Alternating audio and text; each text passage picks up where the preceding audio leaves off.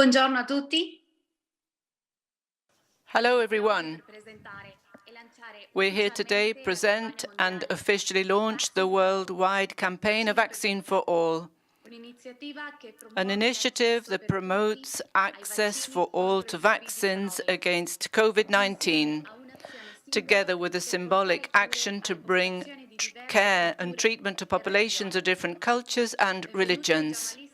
Welcome to the journalists who are participating in the press conference, and also to those following this broadcast through the official YouTube channel of the Focolare movement.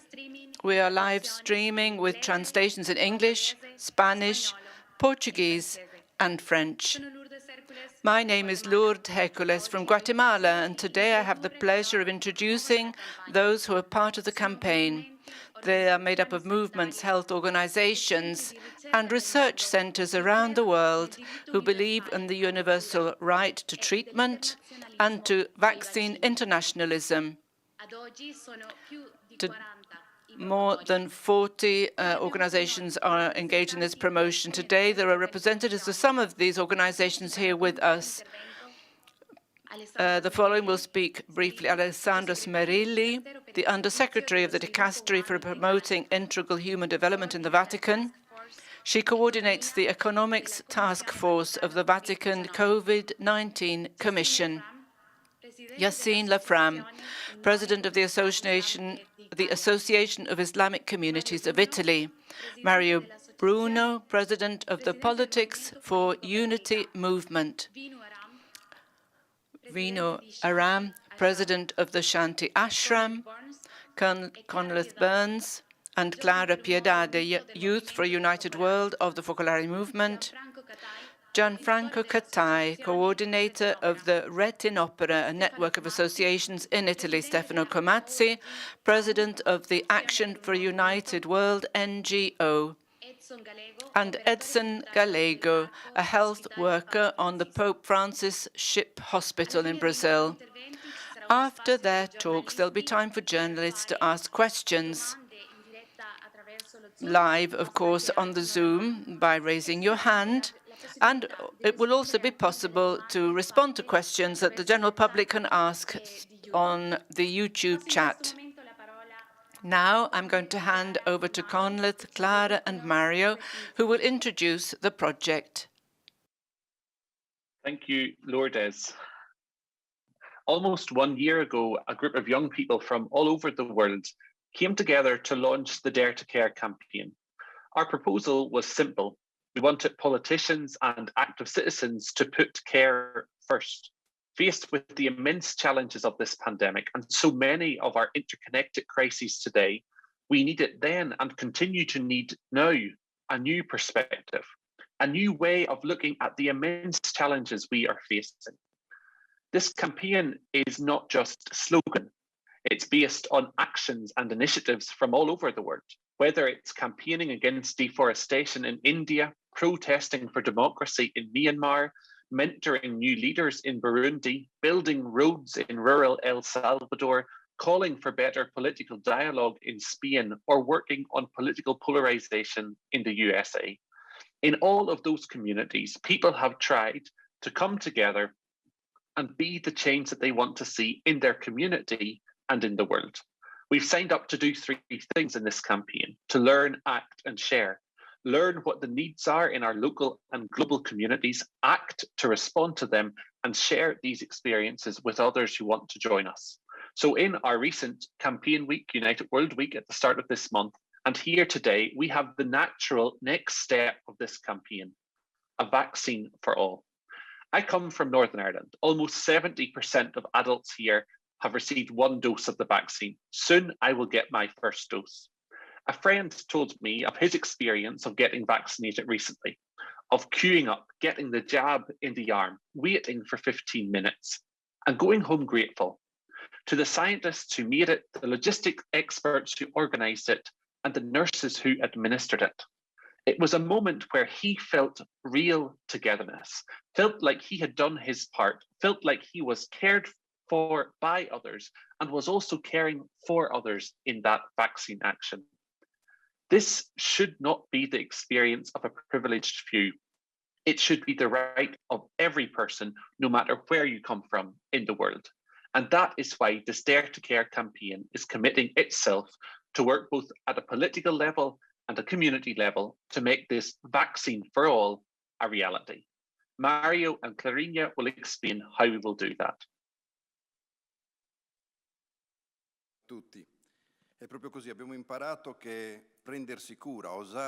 Yes, we learned that taking care, the caring is the new name of politics. As a shared global problem, the COVID-19 virus can only be defeated through a shared global good, vaccination for all.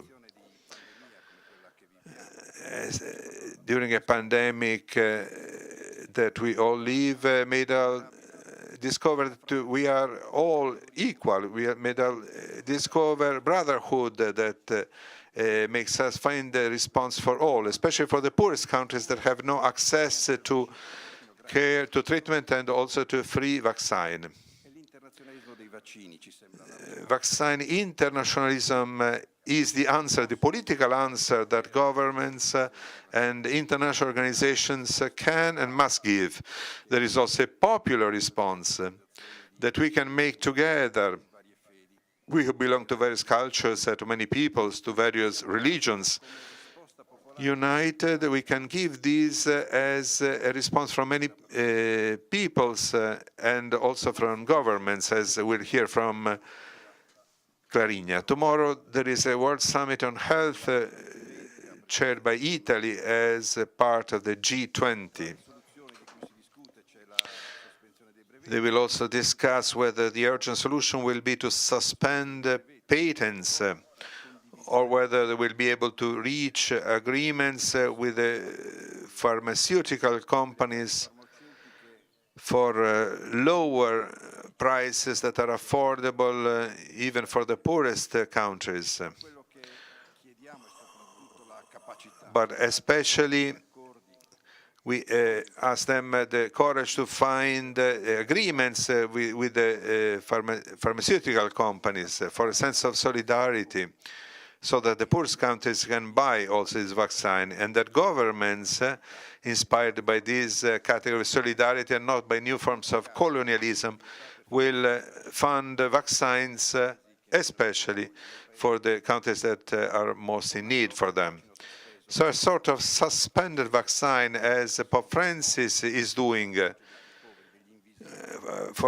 the benefit of those invisible, and a vaccine for all, especially for the poor. What seems indispensable is to transfer know-how and the supply chain to the world's less developed countries. So we have this need that we feel so strongly of taking care of everyone, and especially of the poorest. And now Clarinha will tell us that while we wait for the decisions and we stimulate the governments, there is a popular response that we can give together. Is that right, Clarinha?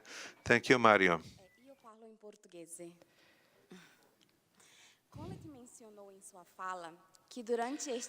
Thank you, Mario. Conleth mentioned that during this year, we young people for a united world, with a network of people spread all over the world, young people, adults, teenagers, and children, are engaged on a journey where we try to put care at the center of our lives as active citizens and as politicians. We learned that an active citizen is one who is committed and gets involved in all matters concerning the world in which he or she lives. Now we're in the middle of a global health crisis. We've seen the world grind to a halt, people lose their jobs, and thousands of human beings dying for lack of access to health care, which is a fundamental right for the life of each and every human being. We cannot be passive, neutral, or silent citizens in all this reality. And even in the face of a scenario in which we are faced with many questions, fears, and insecurities, we feel that we cannot lose hope. We want to act, to take action and do our small part to fight and resist the inequality of the distribution of the vaccine and in the prevention and treatment of COVID. Mario told us about the need for political action so that the vaccine can be available to everyone. But this political and institutional work, it is fundamental to solving the problem. Nonetheless, we cannot expect solutions to come only from the governments. We want to roll up our sleeves and do our part as active citizens. For this reason, together with people from many different parts of the world, people of different religions and also age groups, we decided to launch this worldwide initiative to guarantee the common good to those who today have no voice. To start with, we want to concentrate our efforts in a part of the Brazilian Amazon region in the state of Pará. Soon we'll hear from Edson, who'll tell us a little about what's going on there, in which we're already present and at work in an atmosphere of trust and cooperation. With this campaign, we propose an online donation for the sake of the inhabitants of this region who live on the banks of the river dwellers, where the population doesn't have access to healthcare because often they are unable to reach the treatment centers. All the money raised will go towards the purchase of vaccines, kits for hygiene and prevention of the virus, as well as protective materials and assistance in treatment during and after the disease. As a Brazilian, I can say that the reality of the pandemic for indigenous and river dwellers is much worse than the official records show us. They are mostly people forgotten by society. They live far from urban centers and places where they can get treatment, and who today experience not only a health crisis, but also a social, economic, and environmental one. We are dedicating ourselves to these people because we believe that vaccines and care for the Amazon are necessary at this time, and at the same time, they also allow us to call attention to the importance of this reality that must be protected by all of us.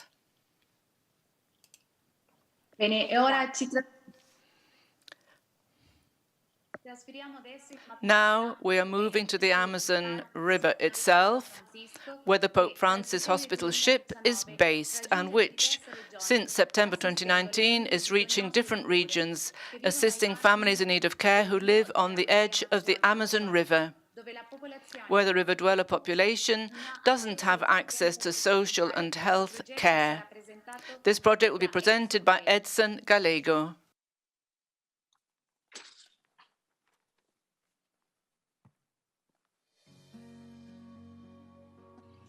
Ciao a tutti. Hello everyone, I am Edson, I'm a nurse, and I bring you a special greeting from the heart of Amazonia. We are in the port city of Óbidos, which is located on the bank, the narrow bank of the river. I live in a poor neighborhood with many painful situations. Since the city is between the forest and the river, it finds itself isolated and closed in its social problems. And here challenges are not lacking, and there will always be. With the contribution of many volunteers, young people and adults, professionals from various fields, it was possible for some years to carry out the Amazonia Project, an initiative created to take care of serious social, economic, and health situations.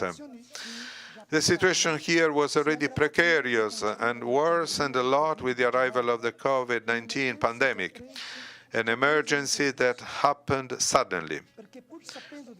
Because despite being aware of the seriousness of this disease, many people took it lightly. The minimum forms of prevention have not been carried out. But the footage traveled the world showing the force with which the pandemic hit the Amazon region, leaving behind many, many victims.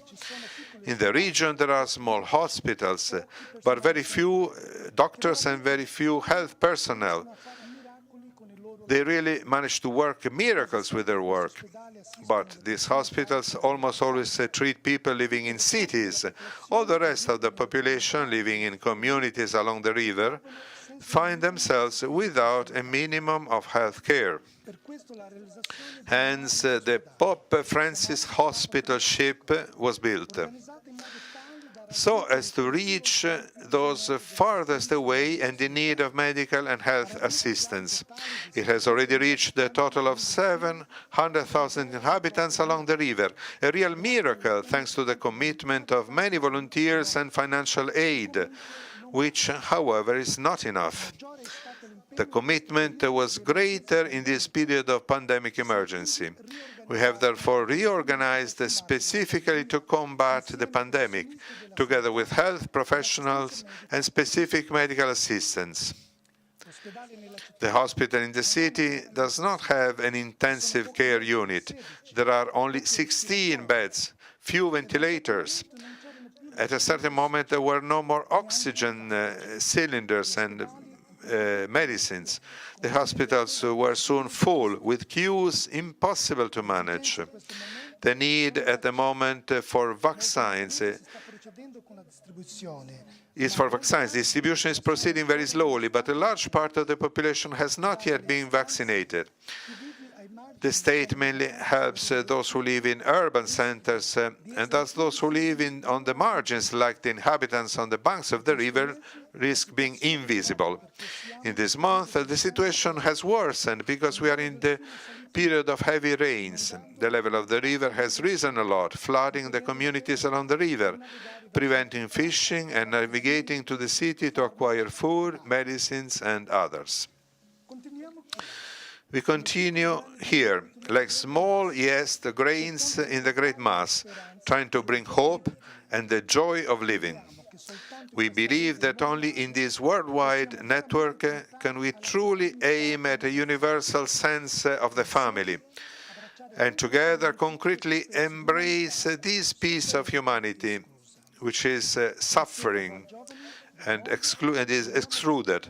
Together with you, young people of the world, we want to take care of it, of all of them. Thanks for what we will do together.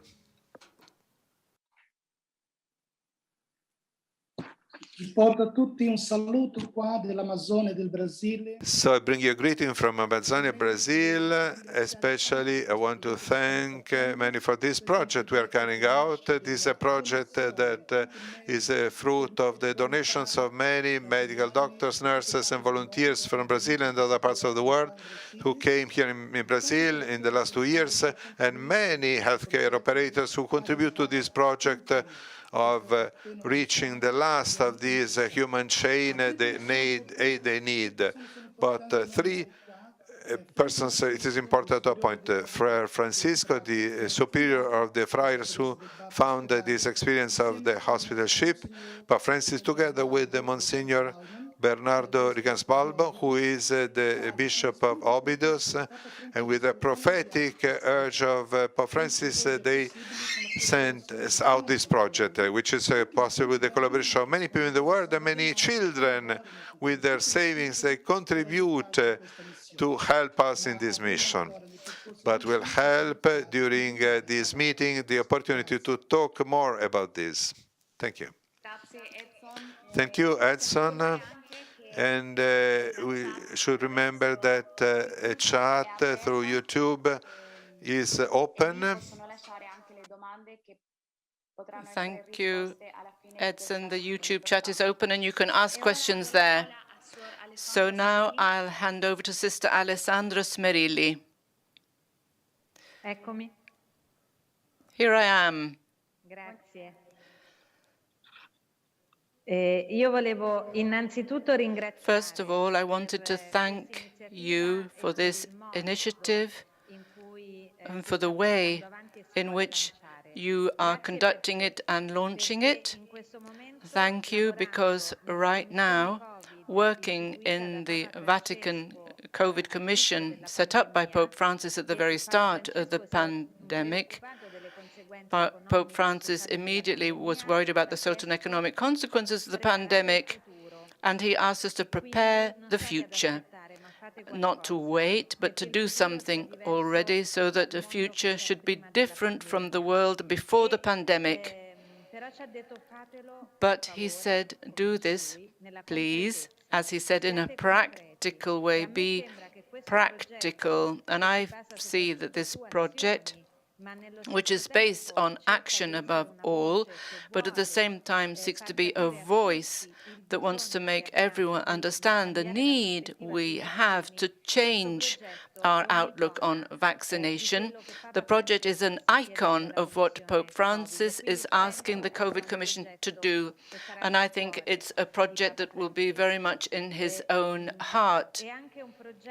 It's also a project, and this is what I feel we must understand better, that isn't a charitable work.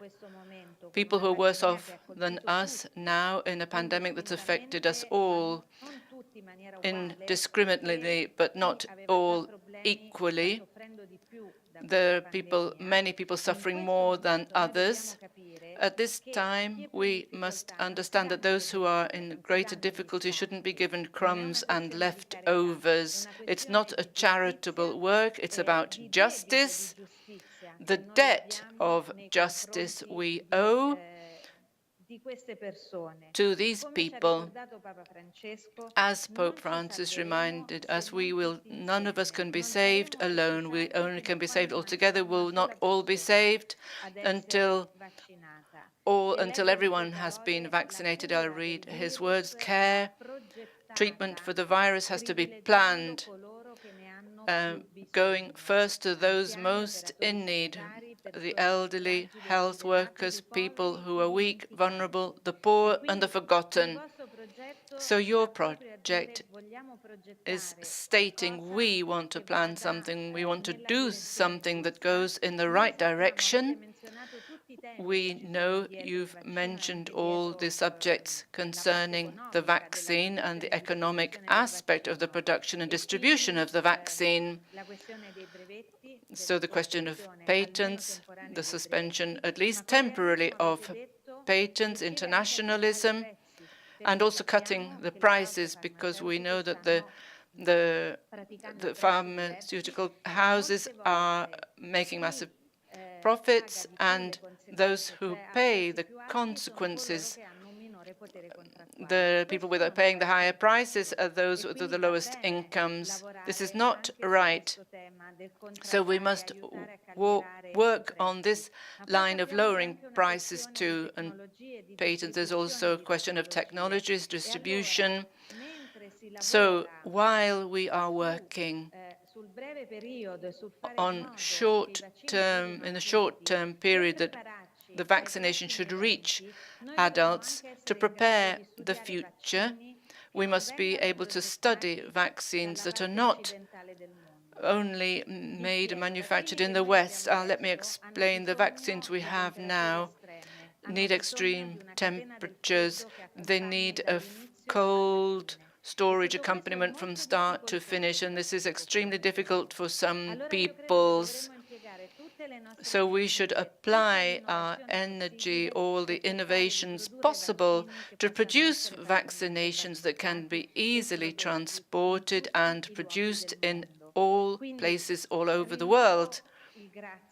So I renew my thanks to you for this project. I thank you for your practical work. And then, as Pope Francis said, let's help one another to dream big.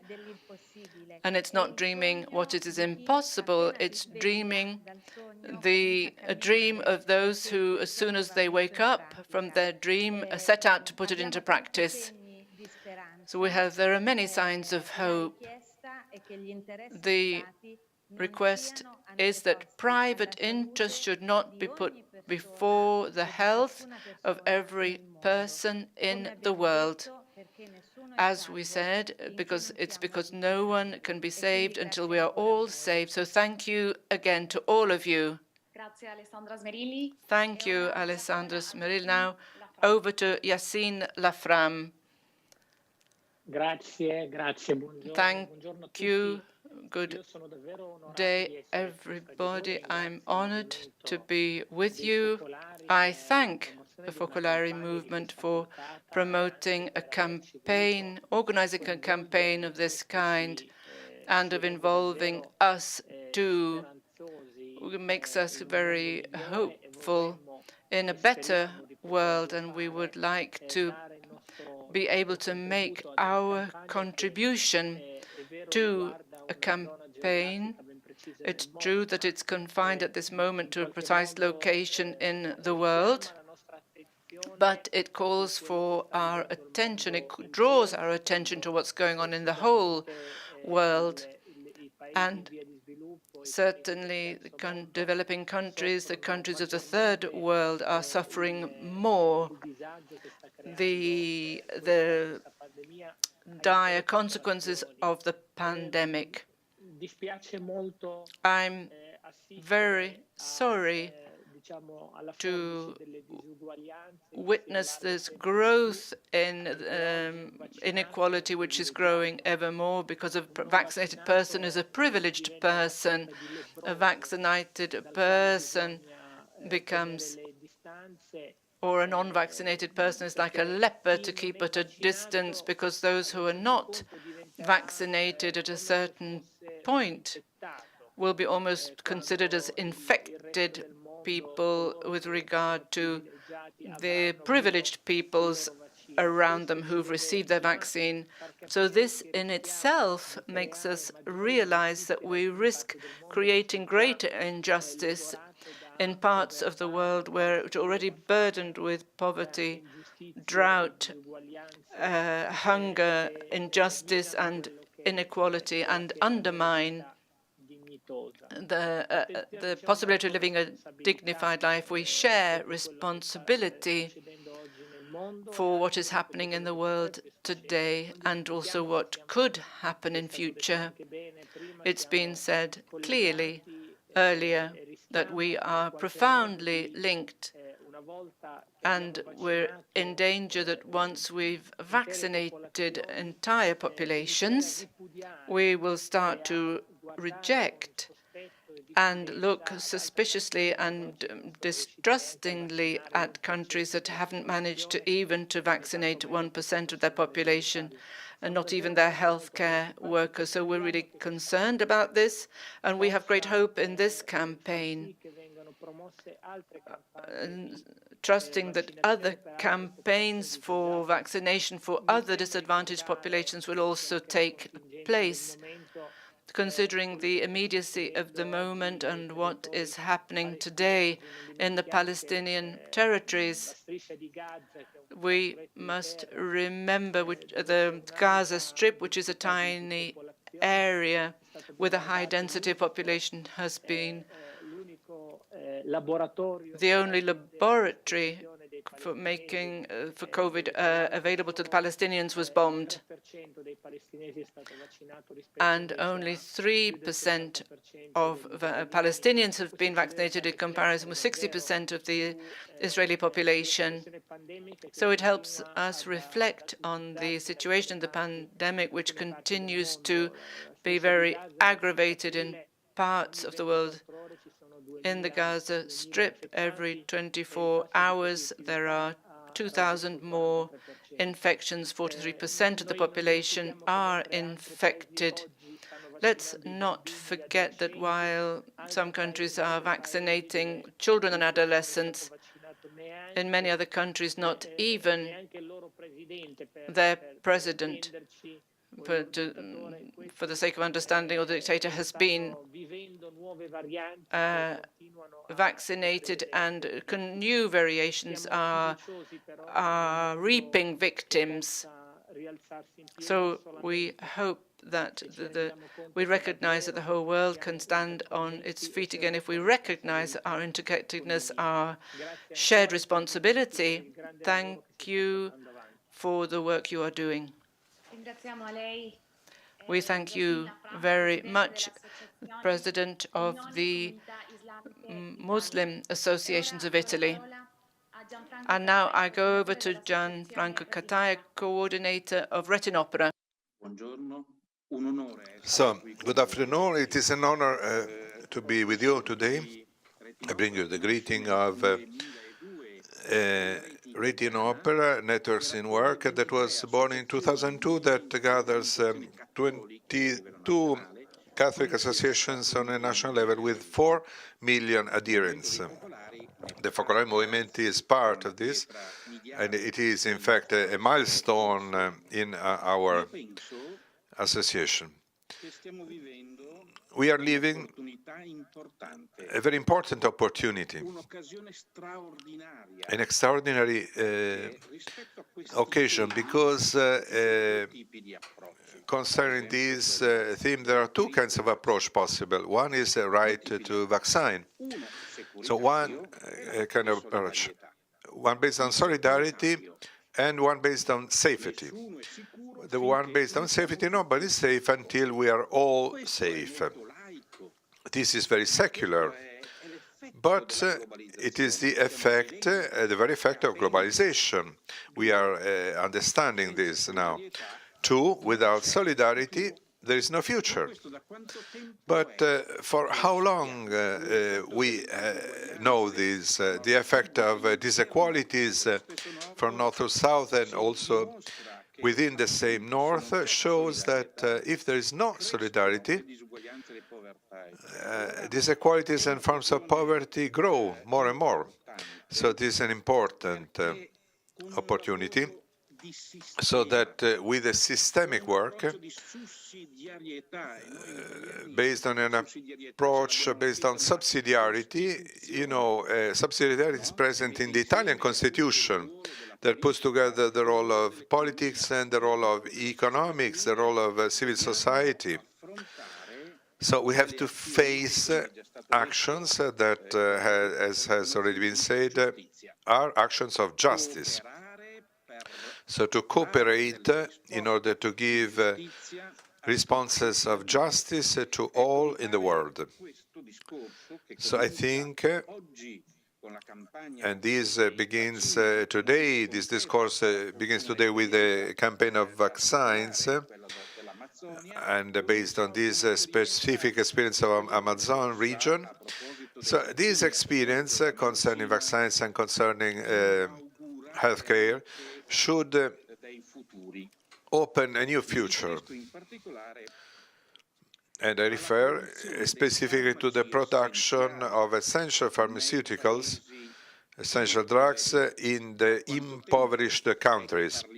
For how long we have been discussing about the possibility that essential drugs can be produced locally, and also using the local know-how about medicine. I think this is important, and I have a direct experience on the fact that some attempts have been made, but we have seen the block of the pharmaceutical companies. So we are not out of the world, we are not naive. But the common word in the world today must pass through experiences at the top, in the first line, and the one we are launching together, and we are honored to do this, is a very important experience. Thank you very much.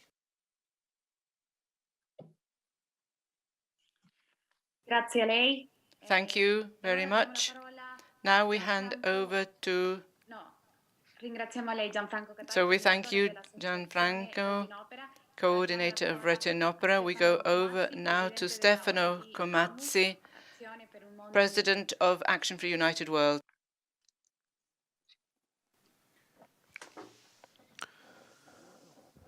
So, good afternoon to everyone. As has already been said several times before, this campaign includes a practical project in solidarity with one of the many populations particularly in need and excluded from access to the necessary treatments and prevention programs in the COVID-19 pandemic. We would have wanted to reach everyone, but we saw that we can start with the 7 municipalities in the lower Amazon region, that is Alenquer, Curva, Faro, Óbidos, Oriximiná, Terra Santa, Holy Land, and Juruti, in the Brazilian state of Pará. We are talking about a population of about 2,600 inhabitants, 260,000 inhabitants, many of whom live along the banks of the Amazon River. They live by fishing, subsistence, agriculture, and mineral extraction.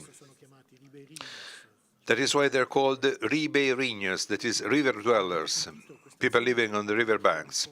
This action began in support of the work carried out by the Diocese of Óbidos and the House of St. Francis Association to help these populations, and that since 2019 has been operating with 2 well-equipped hospital boats or ships.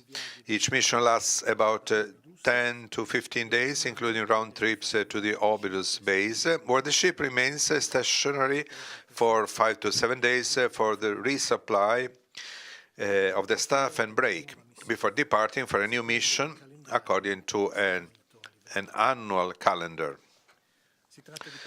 These are populations that live isolated along the Great River and where even the public health service struggles to reach people effectively and consistently, while the pandemic has found no obstacles and has quickly spread and made many, many victims. As has already been said, regarding the health policy of the Brazilian federal government in response to the pandemic, at the moment we are not yet able to predict if and how vaccines will be brought and distributed to this population. But together with the Association of Franciscans, we thought about a program that, in addition to vaccines, strengthens medical care, focuses on awareness and prevention, and offers basic assistance to the most vulnerable families of these 7 municipalities. So as soon as conditions permit, the vaccination program will take place, obviously in collaboration with the health authorities of the municipalities concerned, and according to the priorities of the National Immunization Program of Brazil. At the moment, the cost of the vaccine is between 6 and 7 euros, but this is a figure that may change as the situation evolves. The medical treatment will take place in the context of the existing health program of the hospital ships with triage, diagnostics, and specialized care when necessary. In view of prevention and preventive treatment, in collaboration with local leaders, there will be orientation and awareness programs on hygiene, social distancing, and delivery of protective and hygiene packages containing masks, alcohol-based gel, disinfectant, soap, and other goods for personal care and hygiene. It will also provide protective material for people who are dedicated to this work and visits to the communities. The estimated cost of the packs is between 15 and 16 euro. Finally, the aid program for the most vulnerable families provides for the distribution of packs containing rice, vegetable oil, beans, sugar, pasta, milk powder, flour, salt, coffee, and other foods, including those for children. If possible, personal hygiene and disinfection items will be distributed. The average cost of each unit is 17 euro. Before concluding, I'd like to emphasize a very important point: reciprocity. Reciprocity for us of AMU, Association for a United World, we attach great importance to it, so that no one feels a passive beneficiary. Instead, bonds of fraternity are to be created between the communities of those who donate and those who receive them. This vision is also shared by the Óbidos in the Association of Franciscans, so much so that in their stays along the river, the communities visited usually contribute with what they have: poultry, fruit, and vegetables, other goods. And many make themselves available with voluntary services to support and contribute to these missions. So I invite you to support this campaign and this action. With around 20,000 euro, around 550 health and food packs can be distributed, or more than 3,000 doses of vaccine. Obviously, with higher figures, many more people and communities will be able to be helped. So waiting for the rest of the planet to be able to arrive in a fair and effective way to protect the many who are still excluded, I thank you and I wish the best to you. Grazie a Stefano Comazzi. Thank you to Stefano Comazzi. So we have a final but not a significant input from Vino Aram from the Shanti Ashram. We're very honored to have you with us, a country like India so much affected by the pandemic. Over to you. Thank you very much. I join in this moment of calling for solidarity. If you look at the signs of the pandemic and the count of the pandemic, we know that the world has crossed a count of 160 million people, brothers and sisters who have a name, who have an address, and a family they belong to. In my own country, India, which is in the midst of the second spike, 26 million people have tested positive to the coronavirus. Yesterday in India, we contributed to a statistic that I think has pained us all. We have had the single day count. The number of deaths per day has been the highest so far since the pandemic began in January of 2020.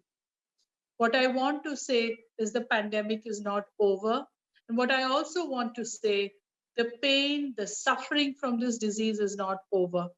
And therefore, brothers and sisters, all of you who are at this press meet, this is a collective struggle against a virus that is non-discriminatory. It affects everybody. It has affected 200 countries. But the effect of this virus is not equal. And that is why when I was invited by my Focolare brothers and sisters in India to join this press meet, I immediately said I will join. Because the second piece to this pandemic is what society does together. Science is telling us about the virus, the way it affects our body, the way it is spread around the world, and we know it can spread very fast. The second pandemic has shown us that it has acquired a lot of speed as it spreads from one place to the other, one person to the other. It is affecting society. As leader of a Gandhian organization, as a public health person, a medical doctor in training, I know what you see is the disease, but the circles of effect, it has affected the economic space for 2 years, almost 2 years now. 1.5 billion children around the world, including my own country. Children have not had a normal life. They have not been able to go to school. They've not been able to be with their friends. They've not been able to study. We also know there is an economic crisis, and Sister Alessandra spoke to us about being equally affected economically. But we also know it is a moment where there is a crisis of human values. And this is where the idea of vaccine for all is so important. There is an ethics of care that is taught in medical schools. Why should we care? And a number of people on this press meet spoke about justice, about this shared vision of being one family, but also the practical understanding in these 15 months that the virus will travel quickly. So just caring for oneself is not enough. Pope Francis inviting us to think of this idea of solidarity is so important. In fact, Mahatma Gandhi at the turn of the 20th century in India said, faith does not admit of telling alone. It is not enough if we speak of the values. We have to live in the values. And I'm so grateful to the Focolare movement, its different pillars, the young people through the United Week Project, World Week Project, AMU that is there, the Support at a Distance program, all its various programs have invited people to think about humanity. Stefano was telling us about the cost of a vaccine, cost of a PPE kit. If you hear those individual costs, it is possible. It is possible for the world to bring resources to care for one another.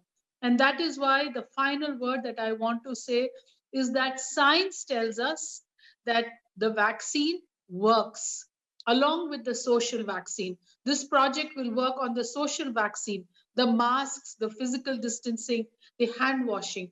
But we also know for the first time in the world, scientists have worked together to find this vaccine so quickly. In fact, my country, India, has had the great honor of having 2 companies that is manufacturing, and more will do. But you know, today, just our markets, not just the way we work together. I heard about the globalization that is bringing us together. But today we have a moment to see that solidarity can contribute to safety.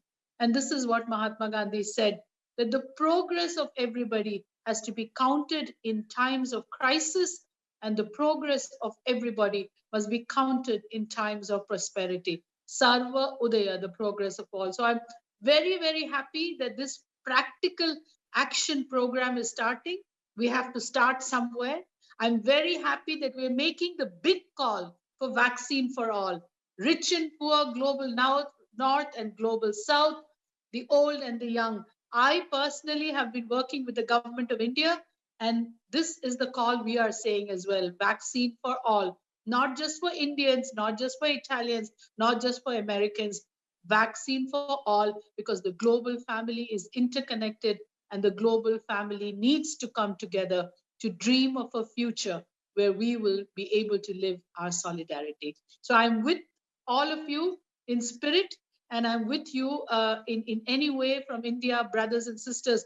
We will also contribute to this project. And I invite everybody who's listening to the press meet, the cost of one vaccine, the cost of 1,000 vaccines, one PPE kit, 1 million PPE kits, whatever you can, please join this project, because it is people's lives that we will protect, and it is our collective humanity and unity that we will place at the service of our people.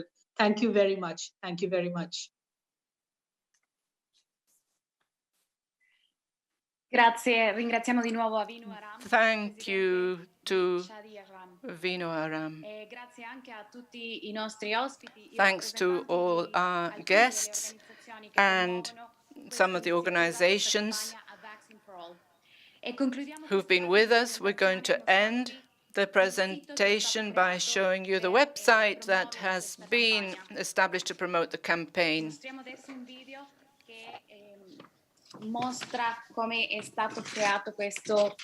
This is a brief video showing how the site has been constructed in different languages. You can find information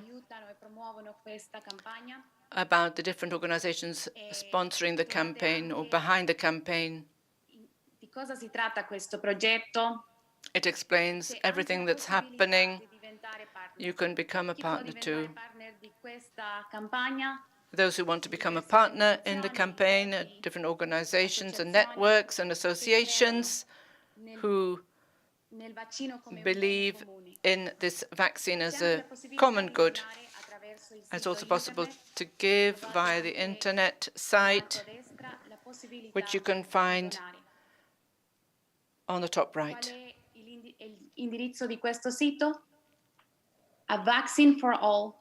So the address is avaccineforall.org. Due azioni importanti che potete trovare in questo sito, come donare e come. So 2 important things are how to give and how to become a partner.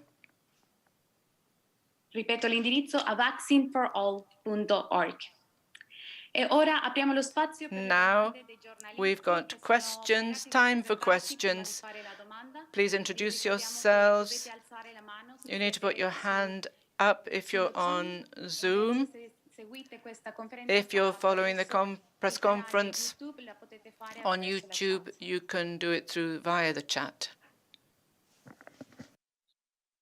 Vediamo se abbiamo qualche domanda da parte dei giornalisti.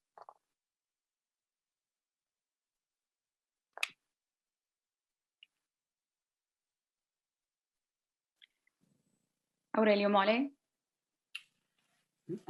Allora, avevo alcune domande. Sono Aurelio Molè. My name is Aurelio Molè.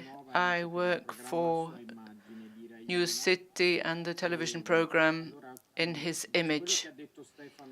What Stefano was saying, Stefano Comazzi, when is the vaccination starting, and is it going to be extended to the other parts of the world, or is it only concerning the river dwellers? How do you want to put pressure on governments, practically speaking?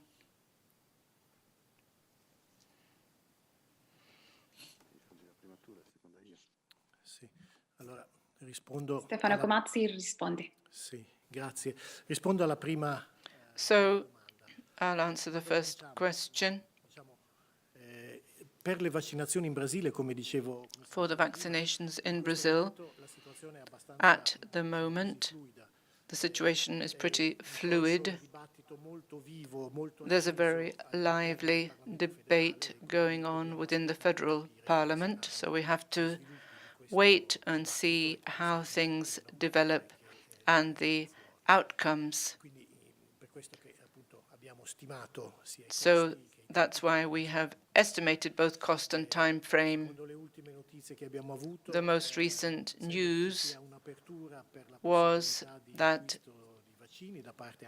it should be possible for private people to big businesses to buy vaccines, but then they have the duty to give part of it to particular areas, and so the ship hospital doesn't enter into this category exactly. So it's an ongoing debate. That's why we too found alternative ways, help for vulnerable families, help for hygiene and prevention, and so on. Where to do it, we started there because we're able to do things immediately. All the infrastructure is already in place, the diocesan project. That's obviously we would be delighted to do it everywhere else, including India, as Vinu Aram said, and Africa, which much isn't being said, but it does need the vaccine. So this is according to what comes in, and therefore the countries need to open up with greater people, and organizations need to put greater pressure on governments, which to do far more than they would think they would be able to. A lot of NGOs are not able to do stuff because of financial and problems and controls, whereas other people and organizations are able to do more.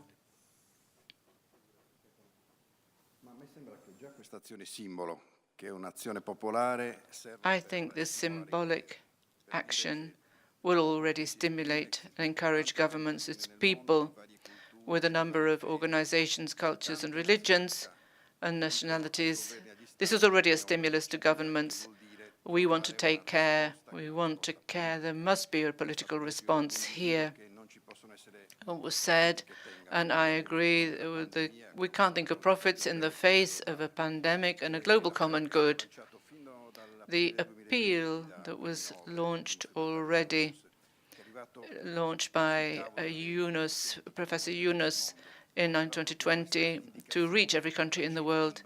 This is the vaccine is a global common good. It's the answer for today, Therefore, there's a popular grassroots action and there's a political action. So the summit of the G20 on health, there are key figures there from different states who can have influence, perhaps on the world of commerce and business.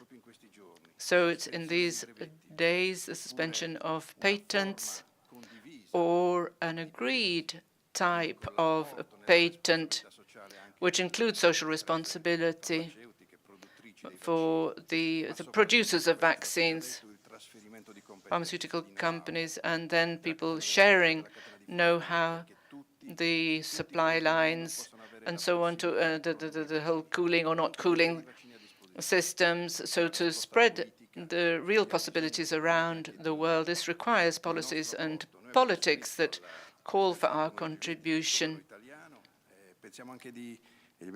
The Italian government is there. We called for a meeting so that already from tomorrow and in future weeks there can be concrete, genuine action that's really needed.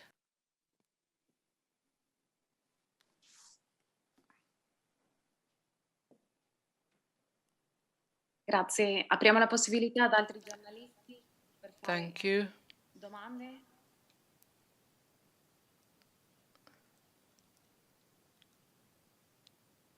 Other journalists?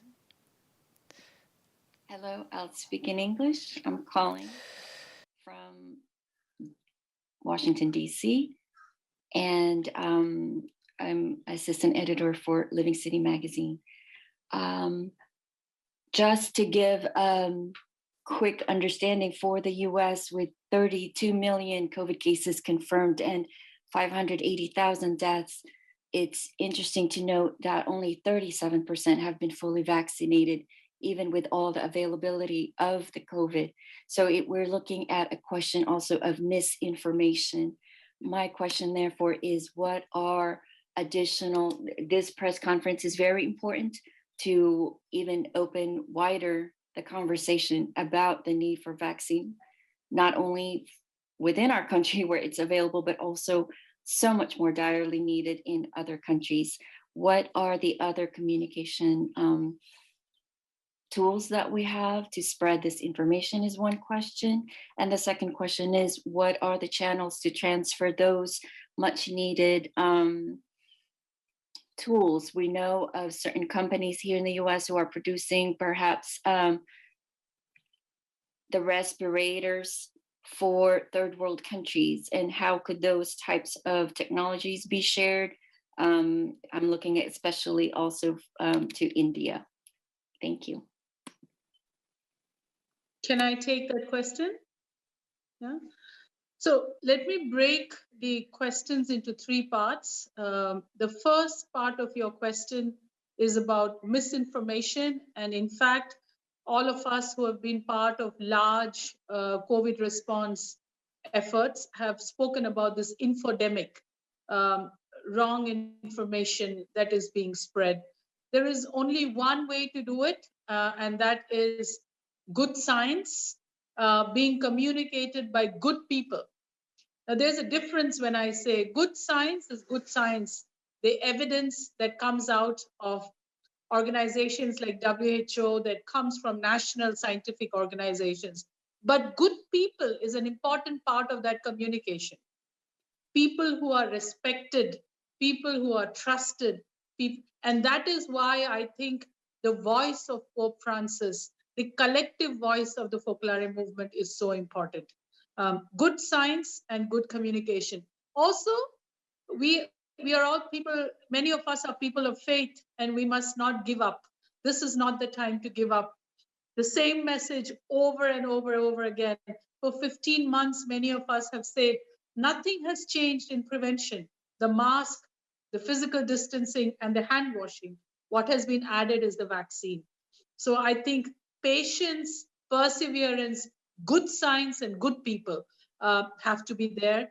And we have to, if I may say, we might have to create a pandemic of the right information going around. Many people are doing it. We should join hands to augment this voice. The second question that you speak about is vaccine coverage. And this is very, very important because I see the global statistics, and you speak about 1/4 coverage in America where the vaccine is available. But if you look at the total graph, you will see just like there is an unequal world and the distribution of wealth is unequal, vaccine coverage is also been very unequal. So I think, again, the voice for solidarity and right information and calling leaders, the power of persuasion, keep telling leaders, all of us, vaccine for all, vaccine for all. We have to keep the acceleration going on this messaging, because once we have presented to us this call, if you take the English word responsibility, if the response is vaccine for all, then the abilities can be found. How do we produce enough vaccines? IPR waiver, IPR cooling, technology transfer, multiple vaccine production units through COVAX. That's one. Supply chain.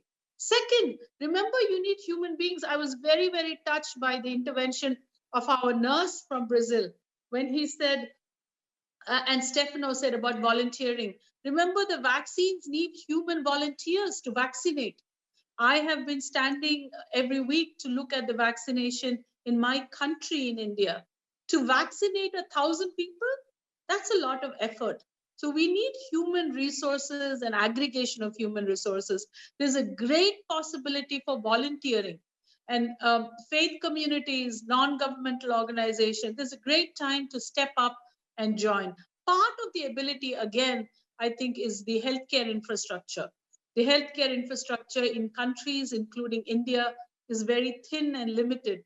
So we will need a lot of creativity. And the project in Brazil, for example, boat that is carrying, have to be creative. So the first part is about misinformation and how good people and good science and perseverance and patience. The second is about the commitment to vaccine for all, and then building the responsibilities. In India, we have a little lull now, but we are keeping on speaking about vaccine for all in individual states, and we should not stop speaking so that the supply chains are moving. And like Stefano said, this whole pandemic has been about people to keep that openness in our mind. Stefano used the word fluidity. I will say openness. As people of faith, not only do we know reciprocal love, we know that God's grace comes and we can be open to uncertainty. But the mission is one, that we will use the best tool that science has given us, vaccine for all, at the moment, along with the social vaccine to go on. So this is a long answer, but I hope it answers your question. We are in together, and we must remember our abilities will grow if our response is around vaccine for all. Thank you very much, Vinu Aram, for this answer. Thank you, Vinu Aram, for your answer. Nel nostro set principale possono rispondere a quell'altra domanda che Perhaps our speakers could also address the question of channels of communication that can be used.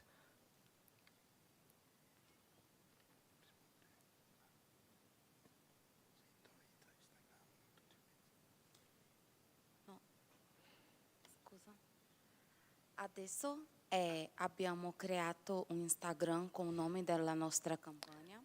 We've created an Instagram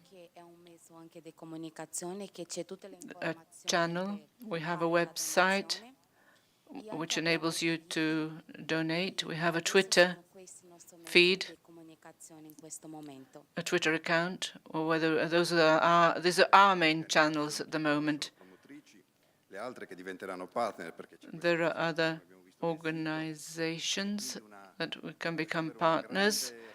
And so the wider the network that we have in the world, it can spread not only the popular action among the people, but also in politics.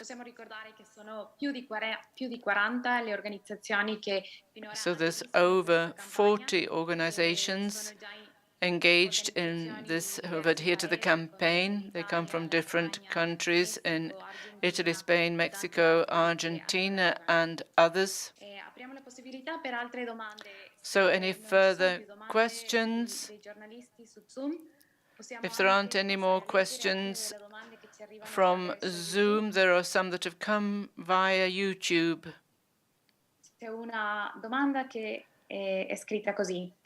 One says,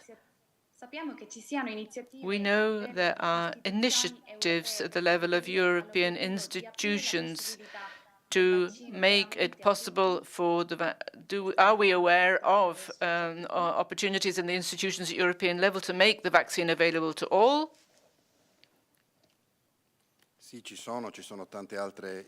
Yes, there are many.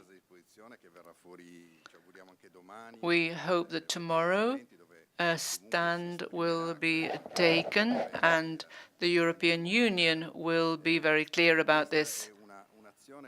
This is an action that has to be done by networks connecting with networks throughout the world, creating yet another opportunity not to forget the power of united action and to have the right pressure on governments, working together with many, many other people for the vaccine for all.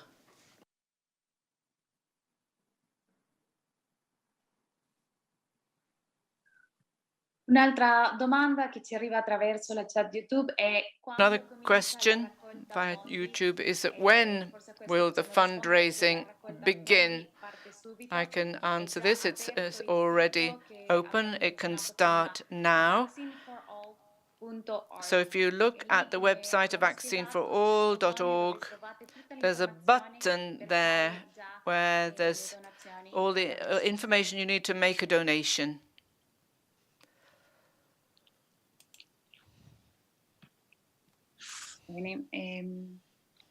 Non so se abbiamo qualche altra domanda. I don't know if there are any other questions. Ecco il sito, lo trovate adesso. So here we have the website. Lo trovate su vaccineforall.org. La possibilità di donare. Sopra a destra c'è il bottone. So up on the right-hand side, there's the button donor, which presumably on the English translation is give or donate. And on our social networks, as Clarinia said, these two are means to promote and spread the campaign. Instagram and Twitter. Can I add one point? Sure. Yes.